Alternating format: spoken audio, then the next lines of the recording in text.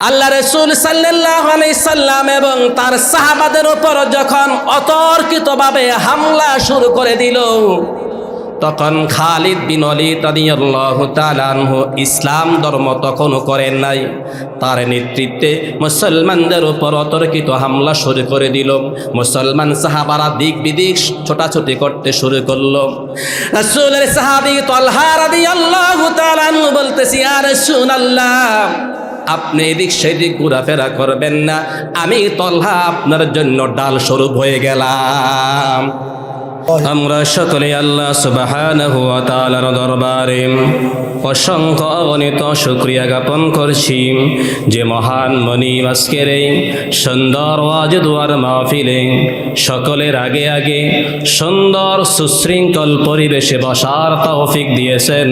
সেজন্য মন প্রাণ উজাড় করে দিয়ে আল্লাহর শিখানো ভাষায় শুকরিয়া জ্ঞাপন করছি। আমরা সকলে জোরে সরে বলি আলহামদুলিল্লাহ। আলহামদুলিল্লাহ। দরুদ সালাম সাইয়্যিদুনা হাবিবুনা শাফিউনা কুদওয়াতুনা মুহাম্মাদুর রাসূলুল্লাহ। সকলে বলি সাল্লাল্লাহু আলাইহি ওয়াসাল্লাম।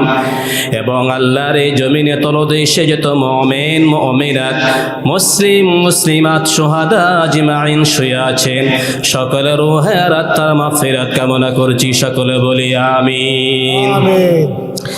আমার মুসলমান ভাইরা, আমি আপনাদের সামনে সূরাতুস সাফের 9 নম্বর আয়াত তেলাওয়াত করেছি। বিশ্বনবীর মুখ নিঃসৃত অসংখ্য অগণিত হাদিসের ভিতরে একখানা হাদিস পাঠ করেছি।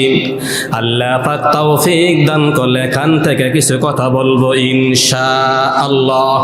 ইনশাআল্লাহ। আল্লাহ পাক রব্বুল আলামিন সূরাতুস সাফের 9 নম্বর আয়াতে বলেছেন, হুয়াল্লাযী, তিনি সেই স্রষ্টা, আরসালা, যিনি প্রেরণ করেছেন, রাসূলহু, তার রাসূলকে, বিল হুদা, কোরআন সহকারে, ওয়াদিনিল হক, একটি সত্য ধর্মের উপর প্রতিষ্ঠিত করে, লিইয়ুযহিরাহু, যাতে করে তিনি বিজয় করতে পারেন, আলাদ্দীনি কুল্লিহি, দুনিয়ার সব মতাদর্শের উপরে, দুনিয়ার সব মতের উপরে যেন ইসলামকে বিজয় করতে পারেন। ওয়ালাউ কারিহাল মুশরিকুন, তাতে মুশরিকরা যতই অপছন্দ করুক না কেন। বলেন সুবহানাল্লাহ। সুবহানাল্লাহ। আল্লাহ পাক রব্বুল আলামিন এই কথাটা, এই আয়াতটা আজকে নাজিল করেন নাই। এই যে সূরা সাফে 9 নম্বর আয়াতে আল্লাহ আমাদের জন্য সেটা বলেছেন। আল্লাহ পাক রব্বুল আলামিন তার নবীর কাছে আয়াত প্রেরণ করেছেন। তাতে বোঝা যায় আল্লাহর নবীকে দুনিয়াতে পাঠানোর পেছনে আল্লাহর একটা মহৎ উদ্দেশ্য আছে না নাই? আছে। আমার মুসলমান ভাইরা, আল্লাহ রাসূল সাল্লাল্লাহু আলাইহি সাল্লাম দুনিয়াতে আসছেন ছোটখাটো কোনো বিষয় নয়। যে নবী আকাশের নিচে জমিনের উপরে সবচেয়ে সেরা নবী, ওই সেরা নবীকে আল্লাহ দুনিয়াতে পাঠাইছে আমাদের জন্য। তার মানে হচ্ছে তিনি দুনিয়াতে আসছে তার দিনকে বিজয় করার জন্য। বলেন সুবহানাল্লাহ। সুবহানাল্লাহ। আজকের যুগে আমরা যে আল্লাহ রাসূল সাল্লাল্লাহু আলাইহি সাল্লামকে দুনিয়ার সব জায়গায় নেতা মনে করি না, দুনিয়ার সব জায়গায় আদর্শ মনে করি না, তার কারণ হলো রাসূলকে আমরা পরিপূর্ণ রূপে মানতে চাই না, পরিপূর্ণ রূপে মানিও না। ঠিক না বেঠিক? আল্লাহ রাসূল সাল্লাল্লাহু আলাইহি সাল্লামের ব্যাপারে আল্লাহ পাক রব্বুল আলামিন পবিত্র কোরআনে সূরা আল ইমরানে বলেছেন, কুল ইন কুনতুম তুহিব্বুনাল্লাহ ফাত্তাবিউনি ইউহিব্বুকুমুল্লাহ ওয়া ইয়াগফির লাকুম যুনুবাকুম ওয়াল্লাহু গফুরুর রহিম।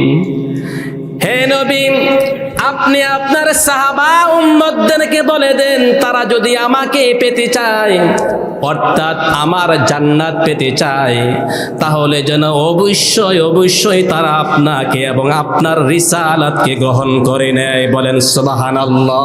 সুবহানাল্লাহ। ওয়া ইয়াগফিরু লাকুম যুনুবাকুম। গ্রহণ করার পরে আমি আল্লাহ তাদের জন্য স্বীকৃতি স্বরূপ বলতেছি, তাদের পেছনের সব গুনাহগুলো আমি আল্লাহ ক্ষমা করে দেব। এখন বলেন তো দেখি, আল্লাহ রাসূলকে অনুসরণ করলে আমাদের জন্য কল্যাণ লাভ আছে না নাই? আছে, লাভ আছে। শুধু তাই নয়, ওয়া ইয়াগফিরু লাকুম যুনুবাকুম ওয়াল্লাহু গফুরুর রহিম। অন্য আয়াতে আল্লাহ বলেছেন, ওয়ায়ুদখিলকুম জান্নাতিন তাজরি মিন তাহতিহাল আনহার। আমার রাসূলকে যারা অনুকরণ করবে, আমি আল্লাহ তাদের পেছনে সব গুনাহগুলো ক্ষমা করে দিই, তাদেরকে আমি আল্লাহ জান্নাতের সার্টিফিকেট পর্যন্ত দিয়ে দেই। বলেন সুবহানাল্লাহ। আল্লাহ রাসূল সাল্লাল্লাহু আলাইহি সাল্লামকে ভালোবাসা মানে হচ্ছে উম্মতের জন্য নফল নাকি ফরজ? বলেন তো দেখি। ফরজ, ফরজ।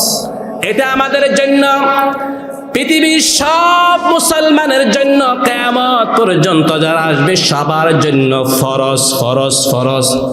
এই জন্য 1400 বছর আগে আল্লাহ রাসূল সাল্লাল্লাহু আলাইহি সাল্লাম বলেছেন, কুল্লু উম্মতি ইয়াদখুলুনাল জান্নাহ ইল্লা মান আবা। আমার সব উম্মত জান্নাতি। বলেন সুবহানাল্লাহ। সুবহানাল্লাহ। আচ্ছা বলেন তো দেখি, হিন্দুরা কি রাসূলের উম্মত? না, খ্রিস্টানরা কি রাসূলের উম্মত? না। আল্লাহ রাসূল বলেছেন, কুল্লু উম্মতি ইয়াদখুলুনাল জান্নাহ। আমার সব উম্মত জান্নাতি। বলেন সুবহানাল্লাহ। সুবহানাল্লাহ। ইল্লা মান আবা। কিন্তু অস্বীকারী যারা, তারা আমার উম্মত হতে পারে না এবং তারা জান্নাতে যাবে না। বলেন নাউজুবিল্লাহ। নাউজুবিল্লাহ। রাসূলুল্লাহ সাল্লাল্লাহু আলাইহি সাল্লামকে অনুকরণ না করলে, শুধু নবী মনে স্বীকার করলে, রাসূলকে পৃথিবীর সব জায়গায় যদি আপনি না মানেন, প্রকৃত উম্মত হতে পারবেন না। এবং রাসূল বলেছেন, ইল্লা মান আবা, তারা হচ্ছে অবশ্যই অবশ্যই অস্বীকারী উম্মত। বলেন নাউজুবিল্লাহ। ফাকাদ আবা, যারা তাদের কথাবার্তা চলনে পৃথিবীর সব জায়গায় আমি রাসূলকে অনুকরণ করবে, তারাই আমার সাথে জান্নাতে যাবে। আর যারা পৃথিবীর সব জায়গায় আমি রাসূলকে অনুকরণ করবে না, আমি রাসূল বলে দেই, তারা হচ্ছে ইল্লা মান আবা, অস্বীকারী। তাদের দ্বারা কখনো আল্লাহর জান্নাত হবে না। বলেন নাউজুবিল্লাহ। রাসূলুল্লাহ সাল্লাল্লাহু আলাইহি সাল্লামকে কিভাবে অনুসরণ করতে হবে আমাদের জন্য সাহাবারা মাপকাঠি আছে না নাই? আছে। আল্লাহ রাসূল সাল্লাল্লাহু আলাইহি সাল্লাম, সাহাবী তালহা রাদিয়াল্লাহু তাআলা আনহু আমাদের জন্য আদর্শ, আমাদের জন্য অনুকরণীয়। তিনি আমাদের যে দেখে দিয়ে গেছেন কিভাবে রাসূলুল্লাহ সাল্লাল্লাহু আলাইহি সাল্লামকে অনুসরণ করতে হবে। উহুদের যুদ্ধে আল্লাহ রাসূল সাল্লাল্লাহু আলাইহি সাল্লাম এবং তার সাহাবাদের উপর যখন অতর্কিতভাবে হামলা শুরু করে দিল, তখন খালিদ বিন ওয়ালিদ রাদিয়াল্লাহু তাআলা আনহু ইসলাম ধর্ম তখনও করেন নাই। তার নেতৃত্বে মুসলমানদের উপর অতর্কিত হামলা শুরু করে দিল। মুসলমান সাহাবারা দিক বিদিক ছোটাছুটি করতে শুরু করলো। রাসূলের সাহাবী তালহা রাদিয়াল্লাহু তাআলা আনহু বলতেছি, ইয়া রাসূলুল্লাহ, আপনি এদিক সেদিক ঘোরাফেরা করবেন না, আমি তালহা আপনার জন্য ডাল স্বরূপ হয়ে গেলাম। রাসূলুল্লাহ সাল্লাল্লাহু আলাইহি সাল্লামের জন্য ডাল হয়ে গেছে। বলেন সুবহানাল্লাহ। সুবহানাল্লাহ। আল্লাহ রাসূল সাল্লাল্লাহু আলাইহি সাল্লাম উহুদের যুদ্ধের দিন হযরত তালহা যখন রাসূলের কাছে ডাল স্বরূপ হয়ে গেছেন, তখন তালহাও এক পর্যায়ে কাফেরদের অতর্কিত বর্ষা এবং তলোয়ারের আঘাতে তিনিও মাটিতে লুটে পড়ে যায়। রাসূলুল্লাহ সাল্লাল্লাহু আলাইহি সাল্লামের মাথার হেলমেট ভেঙে তার দাঁত মুবারক শহীদ হয়ে যায়। বলেন আল্লাহু আকবার। যুদ্ধের শেষে সব সাহাবারা যখন আল্লাহ রাসূল সাল্লাল্লাহু আলাইহি সাল্লামকে উহুদের পাহাড়ের উঁচুর মধ্যে নিয়ে যায়, তখন রাসূল বেহুশ হয়েছিলেন। হাদিসে পাওয়া যায় রাসূলুল্লাহ সাল্লাল্লাহু আলাইহি সাল্লাম 3 ঘন্টায় বেহুশ ছিলেন। আল্লাহু আকবার। রাসূলুল্লাহ সাল্লাল্লাহু আলাইহি সাল্লামকে পরিচর্যার করার পর আল্লাহ রাসূল বলেছেন, আমার সাহাবারা তোমরা শোনো, আমার সাহাবী আল্লাহর প্রিয় বান্দা তলহাকে তোমরা দেখো, তলহা কি অবস্থার মধ্যে আছে। আমি দেখেছি তলহার উপরে এমন ভাবে বৃষ্টির মতন তলোয়ার এবং বর্ষার আঘাত করতে থাকে। আমি রাসূল দেখতে চাই তলহার অবস্থাটা কি। বলেন না সুবহানাল্লাহ। আল্লাহ রাসূল সাল্লাল্লাহু আলাইহি সাল্লামের কথা শুনে সকল সাহাবারা হযরত তালহা রাদিয়াল্লাহু তাআলা আনহুর যখন আনতে যায়, তখন দেখে তার দেহটা নিথর, দেহ মাটিতে পড়ে আছে।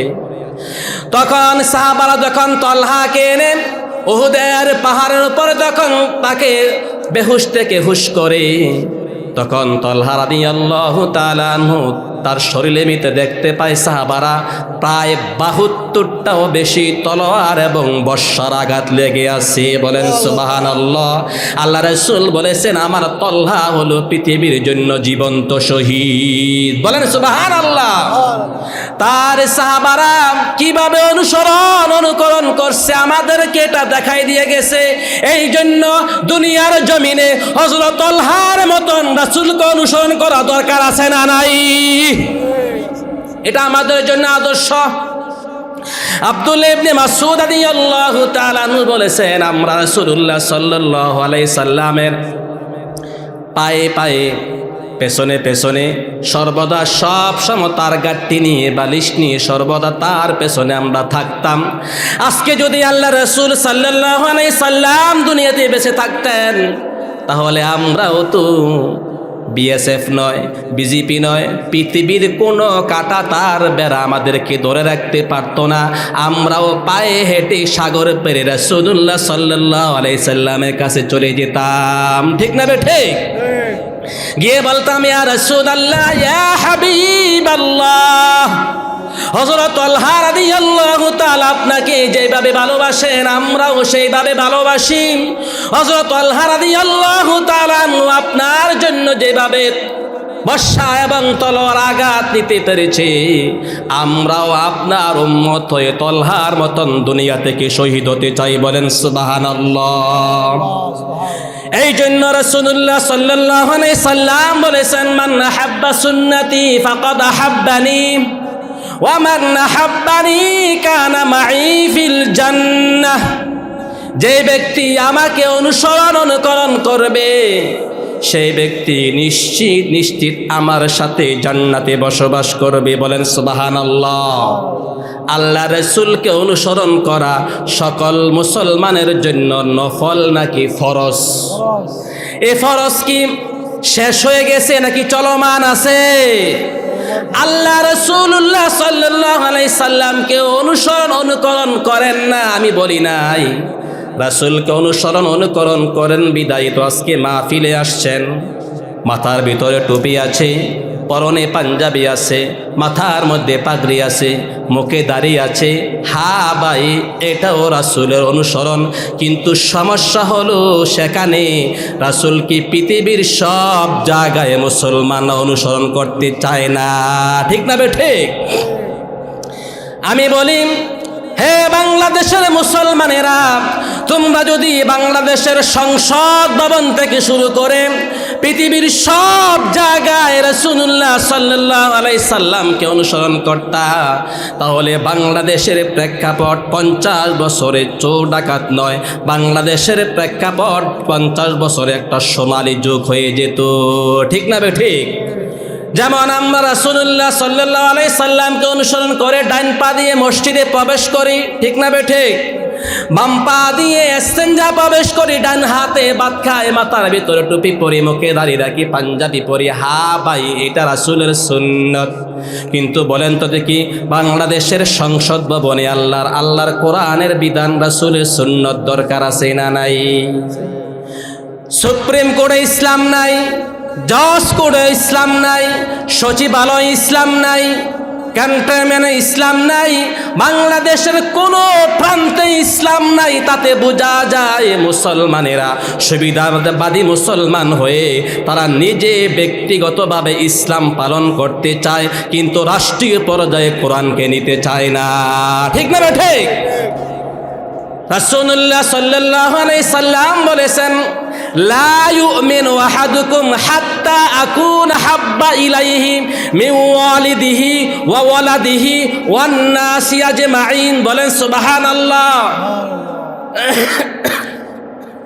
আল্লাহ রাসূল সাল্লাল্লাহু আলাইহি সাল্লাম বলেছেন, তোমরা ততক্ষণ পর্যন্ত মুমিন হতে পারবা না যতক্ষণ পর্যন্ত তুমি, তোমার ছেলে মেয়ে, তোমার পরিজন, ওয়ান্নাসি আজমাইন, পৃথিবীর সব মানুষের চেয়ে আমি রাসূলকে মহব্বত না করবা, ততক্ষণ পর্যন্ত লা ইউমিনু আহাদুকুম, তোমরা কখনো মুমিন হতে পারবা না।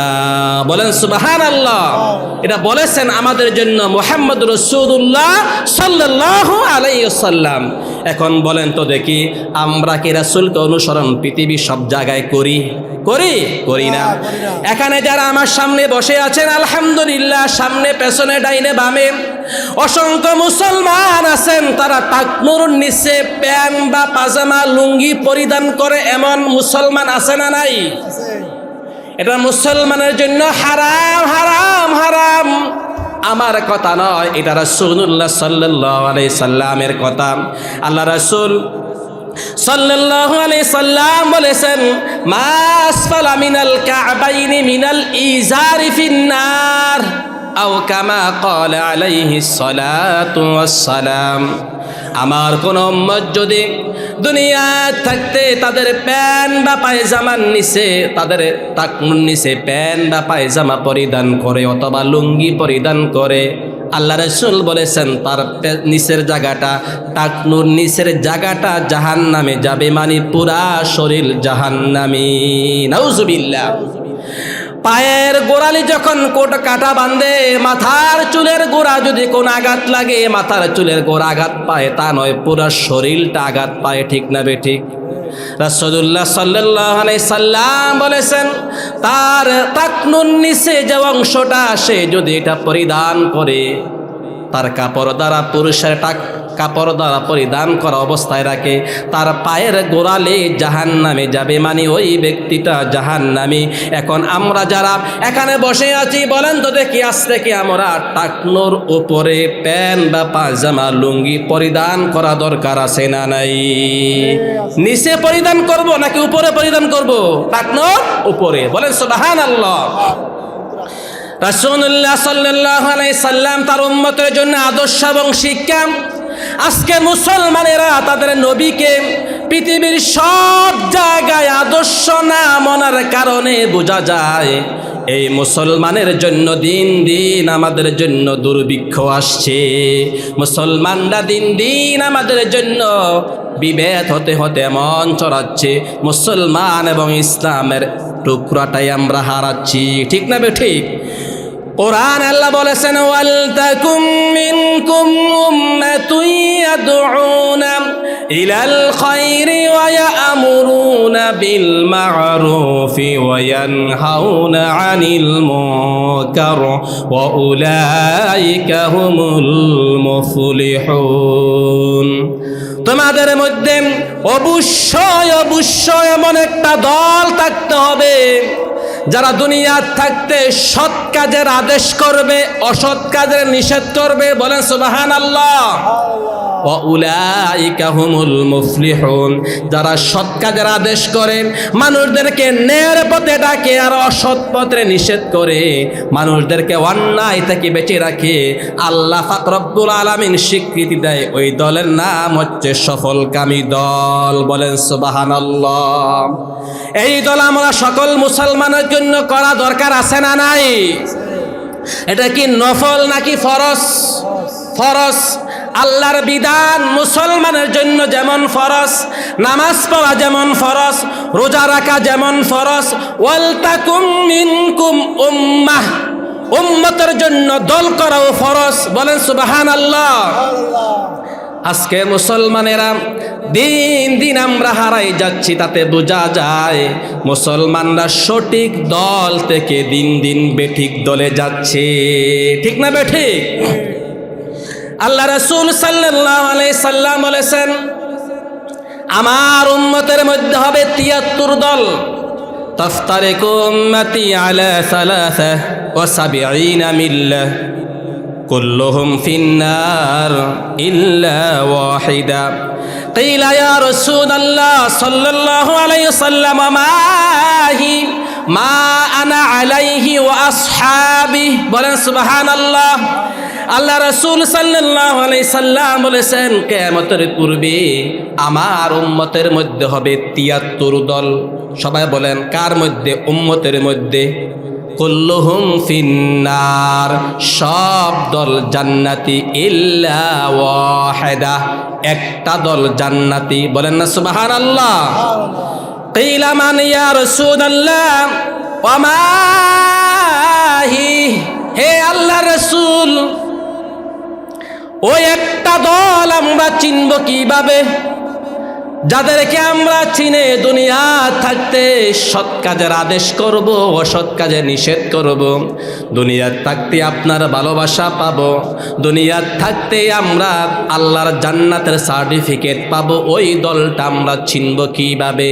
রাসূলুল্লাহ সাল্লাল্লাহু আলাইহি সাল্লাম বলেছেন, হে আমার সাহাবারা, তোমরা হতাশ হইও না, তোমরা হতাশ হবার কোনো কারণ নাই। মা আনা আলাইহি ওয়া আসহাবিহি, যাদের কথাবার্তা চলন লিখনে সব জায়গায় আমি রাসূলুল্লাহ সাল্লাল্লাহু আলাইহি সাল্লামকে এবং সাহাবাদেরকে অনুকরণ করে থাকবে, তারাই হবে কিয়ামতের পূর্বে ১ নাম্বার সঠিক দল। বলেন সুবহানাল্লাহ। হে বাংলাদেশের মুসলমানেরা, তোমাদেরকে বাংলাদেশের মানুষেরা দলের নাম বলেন, ইসলামের নাম বলেন, হাজী সাহেবের নাম বলেন, আলহাজের নাম বলেন, নেতার নাম বলে তোমাদেরকে আহ্বান করে দিন দিন তোমাদেরকে জাহিলিয়াতের দিকে নিয়ে যাচ্ছে। আর এই যদি তোমাদেরকে জাহিলিয়াতের পথে তোমাদেরকে নিয়ে যায়, আর তোমরা সেই পথে থাকো, দিন দিন থাকতে থাকো,